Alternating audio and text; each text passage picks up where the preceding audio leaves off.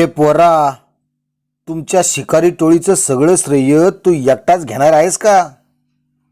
लाल महालाबाहेरील पहारेकरी दौलतरावाला म्हणाला. दौलतरावाच्या खांद्यावर दोरीने बांधलेल्या 14-15 लांडग्यांच्या शेपट्या होत्या. या शेपट्यांना सांभाळताना त्याला एक रात्र उलटून गेली होती. रात्रभर आपल्या झोपडीत जागून सूर्योदयाची आतुरतेने वाट पाहत त्याने शेपट्या कितीतरी वेळा पुन्हा पुन्हा मोजल्या होत्या. पाखरांचा किलबिलाट होताच स्नान करून दौलतरावाने लाल महालाची वाट धरली होती. इथे पोहोचेपर्यंत त्याने शिवबांच्या भेटीचे स्वप्न रंगवले होते. जिजाऊंनी आणि शिवबांनी पुण्याच्या प्रगतीला बाधा उत्पन्न करणाऱ्या, उच्छाद माजवणाऱ्या लांडग्यांचा बंदोबस्त करण्यासाठी घोषणा केली होती. जो कोणी लांडग्यांना मारून त्यांची शेपटी घेऊन येईल त्याला सुवर्णकडे बक्षीस म्हणून दिले जाईल. दौलतरावाला सुवर्णकड्याची अपेक्षा नव्हती. त्याला फक्त शिवबा राजांना जवळून पाहायचे होते. त्यांची शाबासकी मिळवायची होती. पाठीवर एक थाप पाहिजे होती. इतकी प्रामाणिक इच्छा बाळगून त्याने न कळत मोठा पराक्रम केला होता. शिकारी टोळी? दौलतरावाने गोंधळून विचारले. अरे, इतक्या शेपट्या कापून आणल्यास एकट्याचे काम नाही हे. सुवर्णकडे सगळ्यांना मिळायला पाहिजे, पहारेकरी म्हणाला. पण का एकट्याचं काम नाहीये? मी एकट्यानेच मारले तितके लांडगे, दौलतराव एक भुवई उंचावून म्हणाला. तू? अशक्य आहे हे. पहारेकरी आश्चर्यचकित झाला होता. शक्य करून दाखवलं आहे, दौलतराव ठामपणे म्हणाला. हे बघ, लबाडी केलीस तर याद राख. आत्ताच सांग, कुत्रे कोल्हे तर नाही मारले ना? दौलतरावाने मानेला झटका देत पहारेकऱ्याकडे रोखून पाहिले. त्या पहारेकऱ्याने दुसऱ्या पहारेकऱ्याकडे पाहिले. आज जाऊन जर तुझी लबाडी उघडकीस आली तर मोठी शिक्षा होईल. दुसरा पहारेकरी समजावण्याच्या सुरात म्हणाला. मी अजिबात लबाडी केली नाही. आता जास्त वेळ मला ताटकळत ठेवू नका. आधीच शिवबांच्या महालात प्रवेश करण्यासाठी मी खूप आतुर झालो आहे, दौलतराव म्हणाला. बर, समोर जाऊन डाव्या बाजूला जा. तिथं रानोजी आप्पांना भेट. ते जिजाऊ साहेबांशी भेट घालून देतील. पण जरा आदबीनं, पहारेकऱ्याने सांगितले. आदबीबद्दल निश्चिंत राहा. मी माझ्या मंदिरात जातो आहे, दौलतराव म्हणाला. दौलतरावाचे वाक्य ऐकून पहारेकरी निश्चिंत झाले. त्यांनी दौलतरावाला महालात प्रवेश दिला. तो भव्य महाल दौलतरावाने पहिल्यांदाच पाहिला होता. तसा बऱ्याच वेळा तो महालासमोर येऊन लांबूनच शिवबांना पाहण्यात दिवस काढत असे. परंतु शिवबांना आता जवळून पाहू शकणार याचा अपार आनंद त्याच्या चेहऱ्यावर झळकत होता. महालाचे सौंदर्य त्याच्यासारख्या जंगलाच्या तोंडावरील वस्तीत राहणाऱ्या मुलासाठी स्वर्गासमान होते. तो हळवार पावले उचलत चहूबाजूला नजर भिरभिरवत चालला होता. वाड्याच्या नगारखान्यातून तो केव्हाच आत आला होता. तो सर्व मन भरून पाहत होता.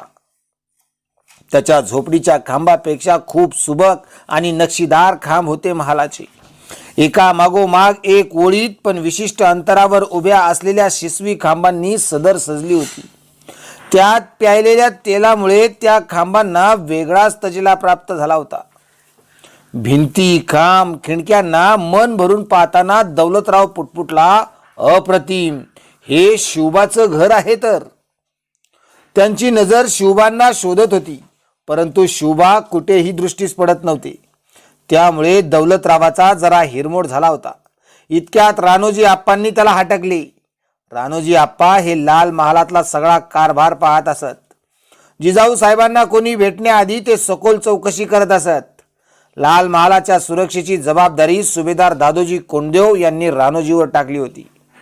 काय रे, इतकी लांडगी मारलीस? रानोजींनी विचारले. होय, पण तुम्ही कोण? रानोजी आप्पा का? दौलतरावाने डगमगत विचारले. बरोबर. तू कसा ओळखतो मला? बाहेर पहारेकऱ्यांनी सांगितले तुम्हाला भेटायला. ठीक, थोडा वेळ प्रतीक्षा कर. तुझं नाव गाव सगळं नीट सांग. जिजाऊ साहेब येतीलच थोड्या वेळात, तेव्हा त्यांच्या हातून बक्षीस घे, स्मित करत रानोजी म्हणाले. आणि शिवबाराजे? दौलतरावाने मनातल्या प्रश्नाला वाचा फोडली. शिवबा नाहीत महालात. राणोजी म्हणाले, मग राहू द्या, मी येतो उद्या. दौलतरावाने जाण्यासाठी पाठ वळवली. अरे लांडग्यांच्या शेपट्यांना दर्प सुटेल. आज घेऊन जा तुझं बक्षीस. चांगले 2-3 सुवर्णकडे मिळतील तुला. राणोजी म्हणाले, मी आज पुन्हा शिकार करतो आणि उद्या परत इतक्याच शेपट्या घेऊन येतो. दौलतराव ऐकण्याच्या मनस्थितीत नव्हता. तो वळून निघाला. थांब. स्त्रीच्या आवाजातले शब्द त्याच्या कानांवर पडले. दौलतरावाने वळून पाहिले. तो निशब्दपणे उभाच राहिला. त्याच्या समोर साक्षात जिजाऊ साहेब होत्या. त्यांना पाहून दौलतरावाने पटकन कमरेतून लावून नमस्कार केला. वागताना त्याच्या खांद्यावरील शेपट्या बांधलेली दोरी जमिनीवर पडली. गोंधळून त्याने त्या शेपट्या उचलल्या. तो भांबावला होता. ज्यांना तो देवी समान मानत होता त्या जिजाऊ साहेब त्याच्या समोर उभ्या होत्या. हात जोडून स्मित करत तो म्हणाला, मा साहेब, मी उद्या येतो. अरे तुझे बक्षीस तर घेऊन जा. इतक्या लहान वयात तू इतके लांडगे मारलेस. उत्कृष्ट शिकारी दिसतोस. जिजाऊंनी राणोजी आप्पांकडे मान वळवली. आप्पा, या मुलाला 4 सुवर्णकडे आणि 20 नाणी द्या. जिजाऊ म्हणाल्या, क्षमा असावी मासाहेब, पण मी उद्या पुन्हा येईल तेव्हा द्या बक्षीस. अडखळत दौलतराव म्हणाला, का? काही कारण? जिजाऊंनी आश्चर्यचकित होऊन विचारले. मला शिवबांच्या हातून बक्षीस स्वीकारायचे होते. तो आनंद आयुष्यात एकदा जरी मिळाला तर जीवनाचे सार्थक होईल. दौलतराव म्हणाला. दौलतरावांचे शब्द ऐकून जिजाऊंच्या चेहऱ्यावर स्मित उमलले. बरं, आज आमच्याकडून बक्षीस स्वीकारा आणि उद्या शिवबांकडून. दौलतरावाने स्मित करत मानेनेच होकार दिला. जिजाऊंनी त्याला पुढे येण्यास सांगितले. दौलतराव हळूच पावले उचलत जिजाऊंच्या समोर आला. एका सेवकाने बक्षिसांचे ताट पुढे केले. इतके लांडगे तू एकट्याने मारलेस? जो प्रश्न सगळ्यांच्या मनात होता तो जिजाऊंनाही पडला होता.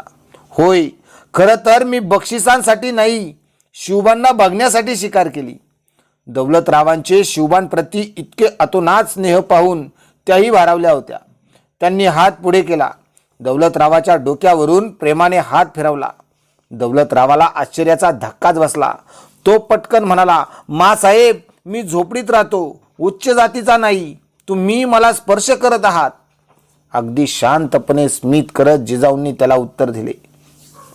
आम्हास मा साहेब म्हणतोस आणि असल्या जातीपातीच्या गोष्टी करतोस? आम्हास जसे शिवबा तसाच तू. या मावळातली सगळी मुले आम्हास शिवबा सारखीच आहेत. जिजाऊंच्या बोलण्याने दौलतरावाचे मन भरून आले होते. त्याच्या डोळ्यांच्या बाहुल्यांवर टचकन पाणी साचले होते.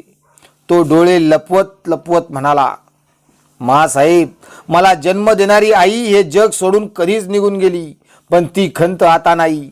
तुमच्या रूपात आज माझी आई मला परत मिळाली. जिजाऊंनी एक नजर दौलतरावावरून फिरवली. जे स्वप्न त्यांनी शिवबांना दाखवले होते त्या स्वप्नांचा भागीदार दौलतराव सुद्धा होऊ शकतो हे त्यांनी ओळखले होते. त्यांनी त्याला विचारले, नाव काय तुझे? दौलतराव. दौलतराव, हे घे तुझे बक्षीस. त्यांनी दौलतरावाला 4 सुवर्णकडे आणि 20 नाणी बक्षीस म्हणून दिली. दौलतरावाने कमरेत लावून जिजाऊंना पुन्हा नमस्कार केला आणि तो जाऊ लागला. तेव्हा जिजाऊंनी त्याला पुन्हा एकदा थांबवले. त्या म्हणाल्या, थांब दौलतराव, तुला शिवबांना भेटायचे आहे ना? होय. क्षणाचाही विलंब न करता दौलतराव म्हणाला, पण नुसते भेटायचे नाही तर रोज त्यांच्यासोबत खेळायचे सुद्धा. जिजाऊ म्हणाल्या. दौलतरावाच्या आनंदाला सीमाच उरली नाही. त्याचा चेहरा पौर्णिमेच्या चंद्रासारखा खुल्ला होता. तो म्हणाला, हे तर माझं भाग्य आहे मासाहेब. जा, जवळच रानात शिवबा खेळत आहेत. आम्ही पाठवले म्हणून सांग. स्मित करत जिजाऊ म्हणाल्या. दौलतरावाने जिजाऊ साहेबांना पुन्हा नमस्कार केला आणि आनंदाच्या भरात धावतच निघाला. त्याच्या उतावळेपणाचे लाल महालात सगळ्यांनाच कौतुक वाटत होते. जिजाऊंची नजर मात्र दौलतराव गेला त्या दिशेकडे खिळली होती. जणू दौलतरावाच्या रूपात त्यांना मोठे रत्न मिळाल्याचे भाव त्यांच्या चेहऱ्यावर उमटले होते. हवेत एक कोल्हाटुडी घेत शिवबांनी तानाजीवर वार केला. तानाजीने ती तितक्याच चपळतेने शिवबांचा वार गळ्याजवळ झेलला. शिवबा प्रहार करत होते. तानाजी चपळतेने तलवारीवर झेलत होते. शिवबांच्या तलवारीचा एक प्रहार तानाजीने जाणून बुजून चुकवला आणि किंचित शरीर बाजूला केले. शिवबांची तलवार जमिनीवरील दगडावर आदळली. दगड आणि तलवारीच्या घर्षणाचा आवाज झाला. त्या घर्षणातून ठिणग्या उडाल्या. शिवबांनी वळून तलवार फिरवली. इतक्यात तानाजीने प्रहार केला होता. शिवबांनी तो तलवारीवर झेलला होता. तानाजीने दोन्ही हातांनी एक तलवार पकडत संपूर्ण ताकदीनिशी प्रहार सुरू ठेवले होते. शिवबा तानाजीची सू आवाज करत आदळणारी तलवार त्यांच्या तलवारीवर झेलत होते. शिवबांनी आता तलवार दोन्ही हातांनी पकडली होती. तलवार एका हातात असती तर आक्रमक झालेल्या तानाजीच्या 2-3 फटक्यात शिवबांची तलवार जमिनीवर पडली असती. काही वेळात तानाजीच्या तलवारीचा वेग मंदावला. मग शिवबांनी तलवार फिरवली आणि तलवारीचा एक फटका तानाजीने पकडलेल्या तलवारीच्या मुठीजवळ मारला. तानाजीच्या हाताला चांगलाच दणका बसला होता. तानाजीची मूठ सैल झाली. ती पुन्हा घट्ट करणार इतक्यात शिवबांच्या तलवारीचा जोरदार प्रहार झाला. तानाजीची तलवार जमिनीवर पडली. जमलेल्या सगळ्या सवंगड्यांनी टाळ्या पेटल्या. वा शिवबाराजे, कान्होजी जाधव म्हणाला. तानाजी दादा, खुराक अजून वाढवा, हसत सूर्याजी मालुसरे म्हणाला. अरे ताना, तू काही कर पण शिवबांना नाही हरवू शकत. आबाजी म्हणाला. नाही, आज तानाजींनी आम्हास हरवलेच असते. निराश झालेल्या तानाजींच्या कानांवर शिवबांचे सकारात्मक शब्द पडले. तानाजीने वळून शिवबांकडे पाहिले. आम्ही हरण्याच्या अगदी जवळ पोचलो होतो, पण तानाजींनी एक चूक केली. शिवबा म्हणाले. काय चूक शिवबाराजे? तानाजीने स्वतःच्या तलवारीवर नजर फिरवत विचारले. जसा संयम राखला होता तसाच अजून राखायला हवा होता. आम्ही संयम राखला म्हणून तुम्ही आक्रमक झालात, शक्ती घालवलीत. शेवटपर्यंत झुंजायचे असेल तर बुद्धी आणि शक्ती यांचा अचूक वापर करायचा असतो ताना. आपल्या मुठीत तलवार नाही. तानाजी, स्वराज्याची जबाबदारी असणार आहे म्हणून आपल्या मुठीला खूप महत्त्व प्राप्त झालेले आहे. ती ढिली पडता कामा नये. शत्रू लढण्यासाठी पुन्हा संधी देत नाही. आपली तलवार जमिनीवर पडल्यास युद्धात आपली मान धडा वेगळी होणार इतके निश्चित. पण जर आपण संयम ठेवला तर शत्रूची. शिवबा म्हणाले. तुमचे म्हणणे पटते आहे शिवबाराजे. मी संयम सोडायला नको होता. यापुढे कधीच ही चूक माझ्या हातून होणार नाही. स्वराज्यासाठी लढताना तर नाहीच नाही. तान्हाजी म्हणाला. एक गोष्ट नेहमी लक्षात असू द्या. शिवबासाठी तुम्ही तुमचे बलिदान दिल्याने कधीच स्वराज्य उभे राहणार नाही. आपला जीव देऊन नाही तर शत्रूचा जीव घेऊन आपल्याला स्वराज्य निर्माण करायचे आहे. राजे म्हणाले. शिवबांच्या प्रेरणादायी शब्दांनी सगळ्यांची छाती उंचावली होती. ही 8-10 मुले होती, पण एकापेक्षा एक होती. अगदी पारख करून हिरे निवडावे तसे शिवबांनी स्वराज्याचे खांदे निवडले होते. कोणी धनुर्विद्येत पारंगत, कोणी दांडपट्टा चालवण्यात माहीर, तर कोणी भाला फेकण्यात तरबेज. तसे शिवबांनी सर्वांना सगळ्या विद्या शिकणे हे बंधनकारक केले होते. आजपर्यंत शिवबांनी जे काही शिकले होते ते सर्व काही त्यांच्या सहकाऱ्यांना ते शिकवत होते, त्यांना प्रोत्साहित करत होते. लहानपणापासूनच एक विलक्षण बुद्धी शिवबांना लाभली होती. त्याच्यातल्या अलौकिक गुणांपैकी एक असलेल्या नेतृत्व गुणाने मावळातील मुले संघटित होत होती. शिवबा मुलांना नीट पारखून परीक्षा घेऊनच आपल्यासोबत घेत होते. त्यांचे ध्येय त्यांच्या डोळ्यांपुढे होते. स्वराज्याचे ध्येय. खरे तर हे एक स्वप्न होते ज्याला शिवबा आणि जिजाऊंनी ध्येयात परावर्तित केले होते.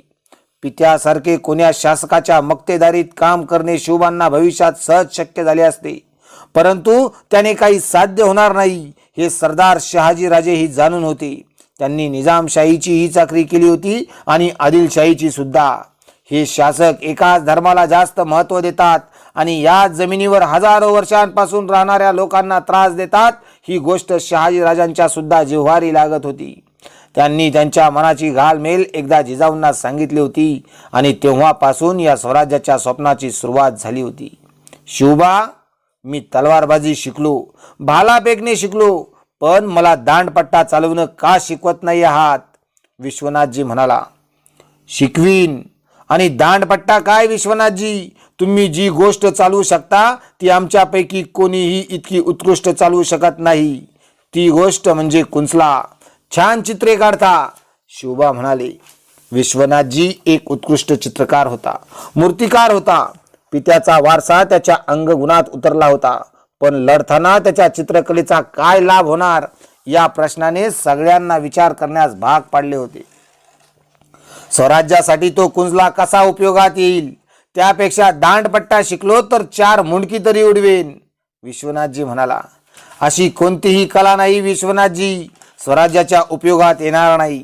आपल्याला हव्या असलेल्या किल्ल्यांची नीट पाहणी करून तुम्ही त्यांचे संपूर्ण चित्र रेखाटू शकता, नकाशे बनवू शकता आणि तुमच्या ह्या कलेमुळे आपल्याला किल्ल्यांचे अचूक ज्ञान मिळेल.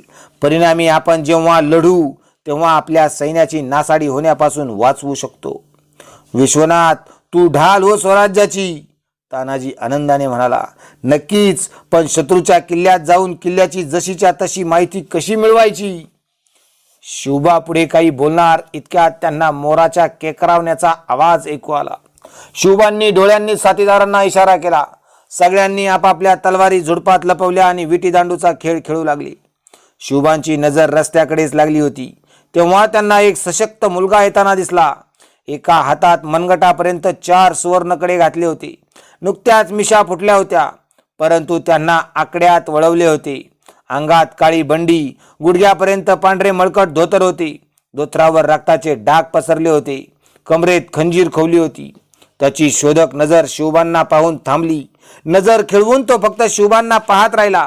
शिवबांच्या चेहऱ्यावरील तेज, चंद्रकोरी टिळा, कपाळातून निघालेले लांब सडक नाक, डोईवर जिरे टोप आणि त्यावर झुलणारी मोत्यांची माळ, भोवयांच्या खाली पटकन लक्ष वेधून घेणारी भेदक नजर, ओठांवर किंचित स्मित, पण त्या स्मितामागची गंभीरता अत्यंत विलक्षण व्यक्तिमत्व होते ते.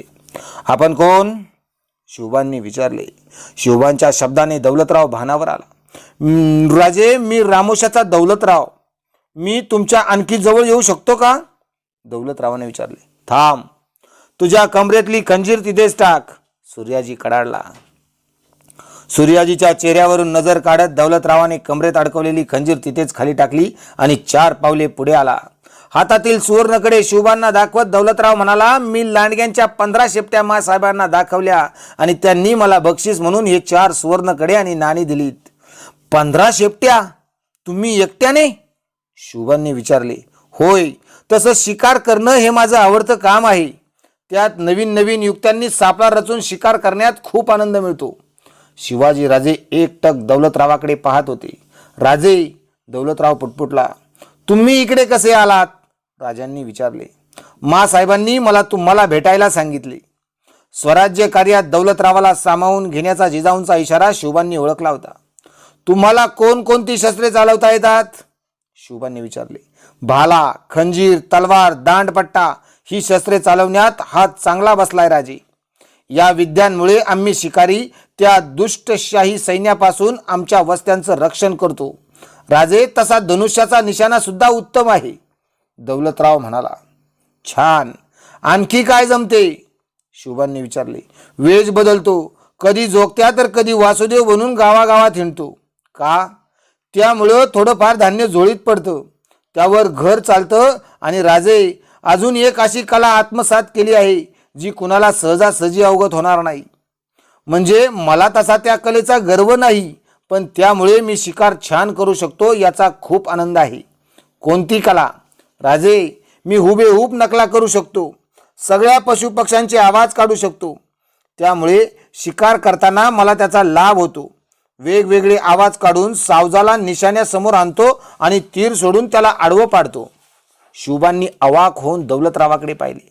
म्हणजे तुम्ही मोठ्या चलाकीने शिकार करता, सावजाला विवश करता. उत्तम, अतिउत्तम. शिवरायांच्या मस्तिष्कात आता विचार सुरू झाला होता. दौलतरावाने न कळत मोठी गोष्ट त्यांना शिकवली होती.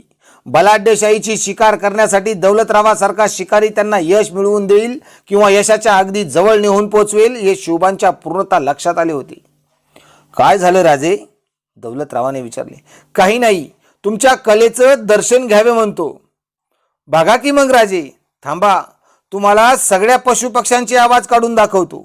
असे म्हणत क्षणाचाही विलंब न करता दौलतरावाने काही पशुपक्ष्यांचे हुबेहूब आवाज काढून दाखवले. अप्रतिम.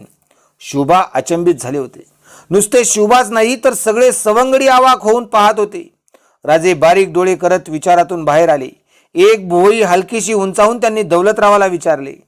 फक्त पशुपक्ष्यांचेच आवाज काढायला जमतात की नाही? नुसत्याच पशुपक्ष्यांची नाही तर कोणत्याही स्त्री पुरुषाच्या आवाजाची नक्कल मी जशीच्या तशी करू शकतो. वा, अविश्वसनीय. अविश्वसनीय असले तरी विश्वास ठेवा राजे. बघा, तुम्हाला एक नमुना दाखवतो, असे म्हणत दौलतरावाने क्षणभर डोळे बंद केले. नंतर चेहऱ्यावरील भाव बदलत तो बोलू लागला, ठीक, थोडा वेळ प्रतीक्षा कर. तुझं नाव गाव सगळं नीट सांग. जिजाऊ साहेब येतीलच थोड्याच वेळात, तेव्हा त्यांच्या हातून बक्षीस घे. दौलतरावांच्या तोंडचे शब्द ऐकून शिवबा थक्क होऊन बघत राहिले. त्यांनी सवंगड्यांना पटकन प्रश्न केला, हा आवाज कुणाचा आहे, ठाऊक आहे का कुणाला? मला ठाऊक आहे, अगदी जसाच्या तसा आवाज आहे. तीच लकब, तोच स्वर, तीच कणखरता. ओळखा कुणाचा आवाज काढला दौलतरावाने. शिवबा न थांबता बोलत होते. दौलतरावाची ही अनोखी कला पाहून शिवबांना परमोच्च आनंद झाला होता. सवंगडी विचार करत होते, मस्तिष्कावर ताण देत होते. आवाज महालातील कुणातरी व्यक्तीचा आहे, ओळखीचा आहे आवाज. रोजच ऐकतो, पण आता पटकन लक्षात येत नाही. सूर्याजी अडखळत बोलत होता. हो, रोजच ऐकतो आपण हा आवाज, कारण हा आवाज आपल्या रानोजी आप्पांचा आहे. हो तर सगळेच थक्क आले होते. शिवबा दौलतरावांचे हे अद्भुत कौशल्य पाहून उत्साहित झाले होते. त्यांच्या चेहऱ्यावरून अपरिमित आनंद झळकत होता. त्यांनी वळून विश्वनाथजीकडे पाहिले. विश्वनाथजी, किल्ल्यात जाऊन किल्ल्यांची इत्यंभूत माहिती तुम्हाला सांगणारा तुमचा साथीदार तुम्हाला मिळाला, आणि आम्हाला आमचा तिसरा डोळा, शिवबाचा तिसरा डोळा, अत्याचारी शाह्यांना भस्म करणारा. शिवबाराजे म्हणाले, काही कळलं नाही राजे, गोंधळून दौलतरावाने विचारले. सांगतो, सगळं सांगतो, आधी सगळे निवांत बसू, म्हणत राजांनी एका झाडाखालच्या दगडाकडे हात दाखवला. त्या दाट फांद्यांच्या झाडाखाली सगळे जाऊन बसले. शिवबा दगडावर बसले. दौलतराव, आपण एक स्वराज्य निर्माण करणार आहोत, जे रयतेचं राज्य असेल, ज्यात गरीब दुबळ्यांवर अन्याय होणार नाही, सगळ्यांना न्याय मिळेल. दुष्ट विदेशी आक्रमणांपासून आपण आपल्या भूचे रक्षण करू. हे आमचे सवंगडी या कार्यात आम्हा शेवटपर्यंत साथ देणार आहेत. आता तुम्ही सुद्धा आमचे सवंगडी आहात. राजे, हा प्राण, हे शरीर तुमच्यासाठीच आहेत. दौलतराव पटकन म्हणाला, आजपासून तुम्ही सुद्धा स्वराज्याचे सारथी आहात. शिवबा म्हणाले, माझं भाग्य आहे हे राजे, पण एक प्रश्न डोक्यात आहे राजे, त्याचं उत्तर काही मिळत नाही आहे. क्षमा कराल तर विचारू? दौलतरावाने नम्रतेने विचारले. विचारा. तुम्ही शहाजीराजांचे पुत्र, तरी तुम्ही सहकाऱ्यांना तलवारींचे धडे असे जंगलात देऊन का देता? दौलतरावांच्या प्रश्नाने शिवबाची नजर पुन्हा दौलतरावांच्या चेहऱ्यावर स्थिरावली. दौलतरावाच्या प्रश्नातील गंभीरता कुणाच्या लक्षात आली नव्हती, परंतु शिवाजीराजांच्या पटकन लक्षात आली. ते आणखी थक्क झाले होते. दौलतरावांच्या अंगगुणांचा परिचय आधीच शिवबांना आला होता. आता तर त्याच्या तीव्र बुद्धीच्या अचूकतेचे दर्शन घडले होते. इतकी बारीक दृष्टी कशी? शिवबा शस्त्र शिकवत असल्याचे तर दौलतरावाने पाहिले नव्हते. मग दौलतरावाला कसे कळले इथे शस्त्रांचे धडे गिरवले जात आहेत ते? आधी आम्हास उत्तर द्या, तुम्ही कसे ओळखले इथे शस्त्राभ्यास सुरू होता ते? मी रानात आलो तेव्हा मला तलवारीच्या घर्षणांचा आवाज ऐकू येत होता. मी इथं पोहोचण्याच्या थोडा वेळ आधीच तो आवाज बंद झाला. त्यापूर्वी मोराच्या केकरण्याचा आवाज मी ऐकला. तो तुमच्यासाठी कुणीतरी दिलेला इशारा होता. इथं जवळ पोहोचलो तर तुम्ही विटीदांडू खेळत होता. मग माझी नजर त्या झुडपाच्या खोडाजवळ गेली. तिथं मला तलवारीची मूठ दिसली. दौलतरावाने सांगितले. सगळ्यांच्या माना झुडपाच्या दिशेने वळल्या. खरोखर तिथे लपवलेल्या तलवारीची मूठ दिसत होती. पण तुम्ही आलात तेव्हा तर फक्त आमच्याकडेच पाहत होतात? शिवबांनी विचारले. हो, पण मस्तिष्काच्या एका कोपऱ्यात हे विश्लेषण सुरू होतं. तुमची बुद्धिमत्ता सामान्य नाही दौलतराव. तुम्हाला कल्पना नाही तुम्ही किती धनी माणूस आहात. शिवबाराजे दगडावरून उठून दौलतरावाजवळ आले होते. शिवबाराजे उठताच सगळे सवंगडी उभे राहिले. राजांनी दौलतरावांच्या खांद्यांवर हात ठेवला. शिवबाराजे काही बोलणार इतक्यात तान्हाजी म्हणाला, दौलतराव, तुला कसं माहीत मोराचा केकरावण्याचा आवाज राजांसाठी सूचना होती? शिवबांनी सुद्धा तान्हाजीच्या प्रश्नावर मान हलवून दुजोरा दिला. शिवबांना मिळणारी सूचना दौलतरावाने हेरणे ही बाब सगळ्यांना अचंबित करणारी होती. कारण त्यांच्या मते इतक्या दाट वृक्षावर अशा ठिकाणी तो मुलगा बसला होता की सहजासहजी कुणाच्या दृष्टीस पडणार नाही. आणि दौलतरावाने तर त्या वृक्षाकडे पाहिले सुद्धा नव्हते. मग दौलतरावाने इतक्या ठामपणे कसे सांगितले? सोपं आहे राजे, या ऋतूमध्ये मोर केकरावत नाहीत. जर मोर केकरावत नाहीत तर हा आवाज कुणीतरी सूचनेसाठी सावध करण्यासाठीच काढला असेल. शिवबान समवेत सगळे सवंगडीत दौलतरावाचं उत्तर ऐकून थक्क झाले होते. शिवबांनी आनंदाने दौलतरावाकडे पाहिले. अभिमान आहे आम्हास दौलतराव तुम्ही आमचे मित्र असल्याचा. तुमच्या अलौकिक बुद्धी चातुर्याचे आम्ही मुरीद झालो आहोत दौलतराव, म्हणत शिवबांनी दौलतरावाला मिठी मारली. तू खरोखर एक अलौकिक शक्तीचा धनी आहेस दौलतराव. दौलतरावाने जिजाऊ साहेबांना झुकून चरण स्पर्श केला होता. त्याची वाकलेली मान सरळ होत असताना जिजाऊ साहेब त्याला म्हणाल्या. स्मित करत दौलतराव 2 पावले मागे गेला होता. तो काहीसा अवघडल्यासारखा उभा होता. आता त्याच्या अंगावर स्वच्छ बंडी होती. शुभ्र नवे कोरे धोतर त्याने कमरेवर चढवलेले होते. डोक्यावर पिवळे पागोटे होते. हे सगळे त्याला शिवबांनी भेट दिलेले होते.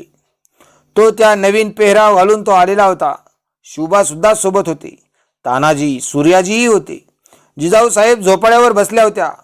शिवबाने जिजाऊंना दौलतरावांच्या चातुर्याबद्दल सांगून झालेले होते. मग काय ठरवलेस दौलतराव? स्वराज्यासाठी काम करणार ना? होय मासाहेब. छान. तुझ्यासारख्या नव्या पिढीतला चाणक्य शिवबा सोबत असेल तर तुम्ही प्रत्येक युद्धात विजय मिळवाल. पण एक. काय एक मातोश्री? शिवबांनी विचारले. युद्धापेक्षा युद्धाचे नियोजन तितकेच महत्त्वाचे असते. युद्धात तलवार योग्य वेळी गाजवली तरच परिणाम चांगला होतो. पण ती योग्य वेळ कशी ओळखायची आणि युद्ध सुरू असताना योग्य वेळेची वाट पाहत राहायची? सूर्याजीने विचारले. योग्य वेळेची वाट कशाला पाहायची सूर्याजी? ती वेळ निर्माण करायची, जिजाऊ सांगत होत्या. कशी? सूर्याजीने पुन्हा विचारले.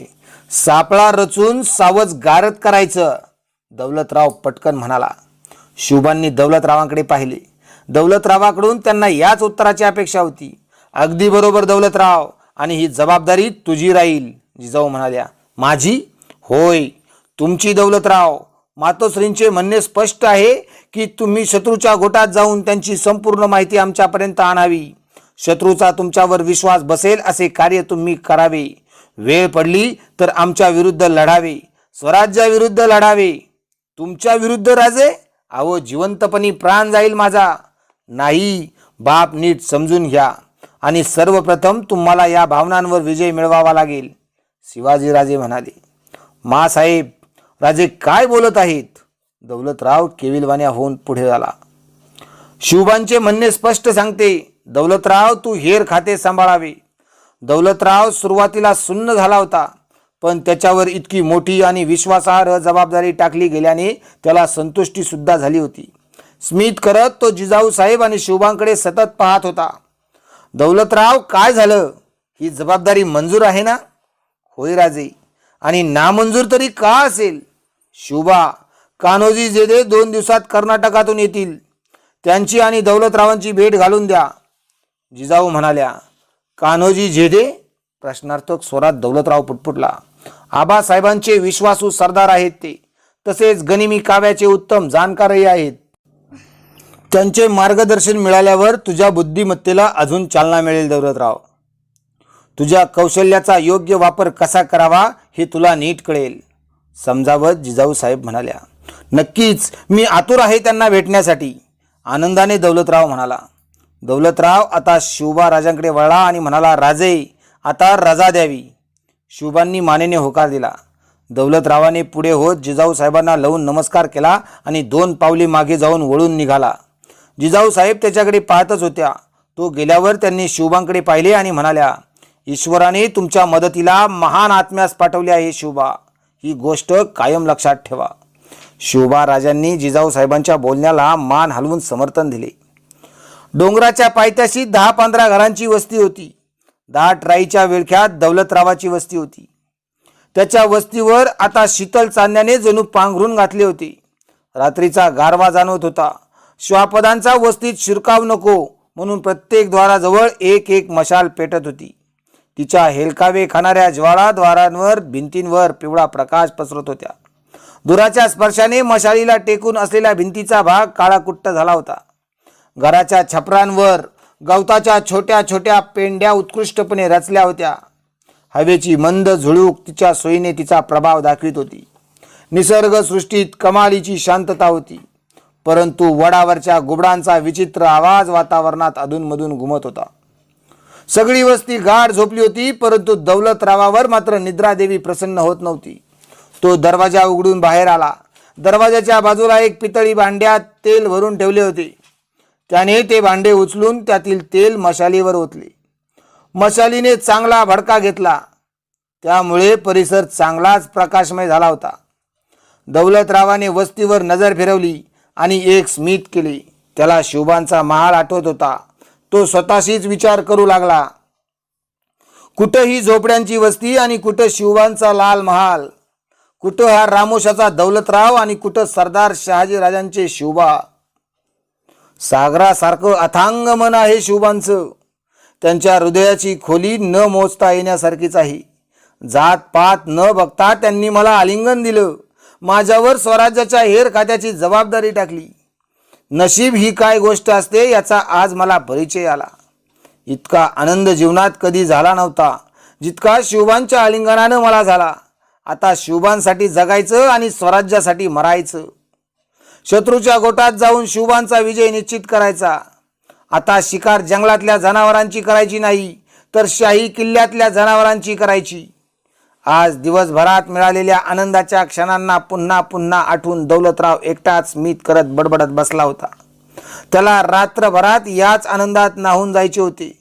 निद्रा त्याच्या नेत्रांना आज स्पर्श सुद्धा करू शकणार नव्हती.